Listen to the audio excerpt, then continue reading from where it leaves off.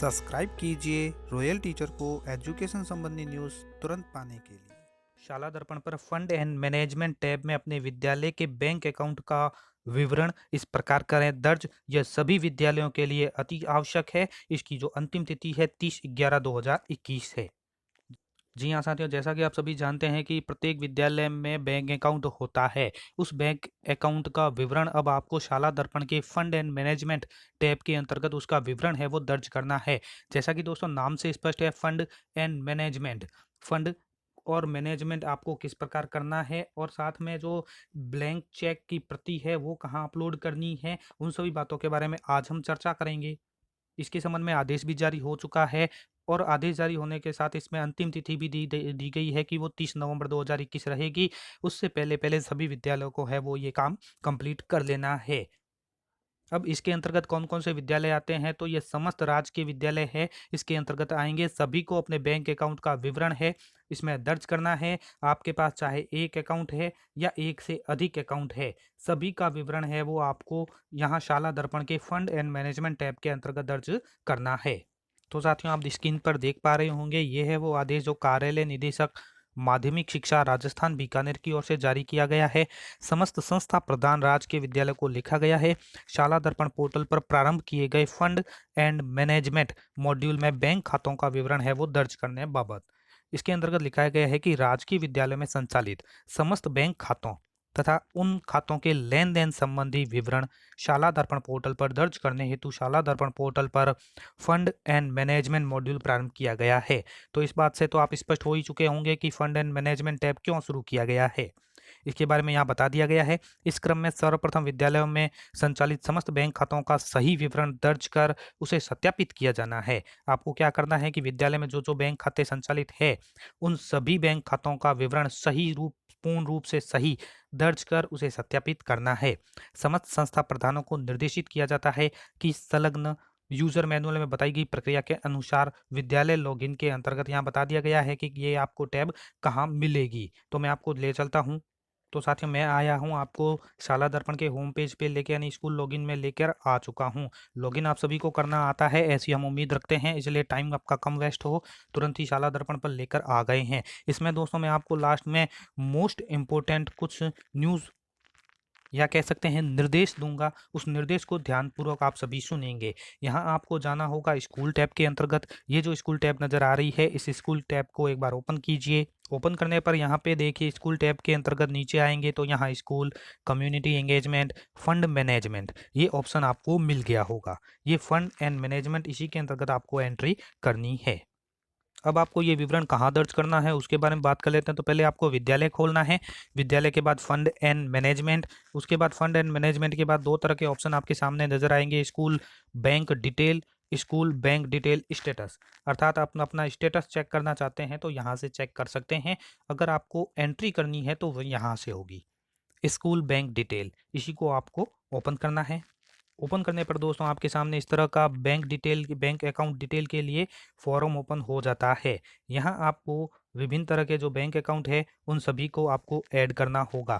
अब खाता रोकड़ पंजिका का प्रकार, पहले तो ये सेलेक्ट करना है। खाते का प्रकार वो सेलेक्ट करना है। अर्थात जो फर्स्ट ऑप्शन है कि खाते का प्रकार कौन सा है, तो इसमें विभिन्न तरह के ऑप्शन आपके सामने ओपन होंगे। जैसा कि दोस्तों आप स्क्रीन पर देख सकते हैं कि विभिन्न तरह के ऑप्शन है, जैसे एचएमसी खाता है, एसडीएमसी खाता है या छात्र कोष हेतु खाता है, विद्यालय विकास हेतु खाता है, बोर्ड परीक्षा कार्य हेतु खाता है, एमडीएम खाता है या शून्य जमा राशि समसा समग्र ये खाता है। तो जो अकाउंट आपके विद्यालय में है संचालित उन सभी का विवरण आपको दर्ज करना है। तो एक एक करके सभी का विवरण आपको दर्ज करना होगा। उसके बाद पास वाला ऑप्शन आता है कि खाते का प्रकार कौन सा है। खाते का प्रकार वो सेविंग है, एफडी है या करंट अकाउंट है या आरडी है, जो भी है वो आपको सेलेक्ट करना होगा। उसके बाद अगला ऑप्शन आता है कि बैंक पासबुक के अनुसार खाते का क्या नाम है। तो जो बैंक पासबुक में है उसी के अनुसार खाते का नाम आपको यहाँ पे दर्ज करना है। फिर आता है बैंक अकाउंट नंबर, तो बैंक अकाउंट नंबर डाल दीजिए।